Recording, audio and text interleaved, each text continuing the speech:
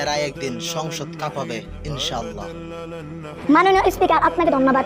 মাননীয় স্পিকার, সব অভিভাবক সন্তানের প্রতি দায়িত্ব ঠিকভাবে পালন করেন না।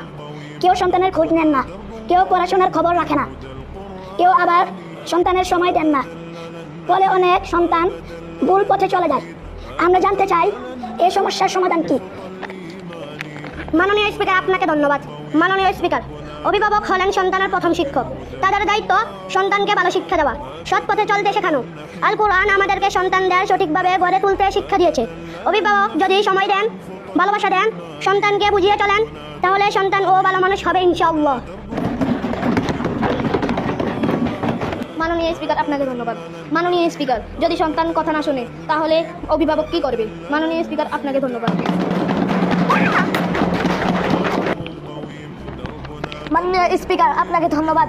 মাননীয় স্পিকার, রাগ নয়, ধৈর্য দরকার। ভালোবাসা দিয়ে বোঝাতে হবে, নিজে ভালো উদাহরণ হতে হবে, তাহলে এই সন্তান ধীরে ধীরে ঠিক হয়ে যাবে। মাননীয় স্পিকার, আপনাকে ধন্যবাদ।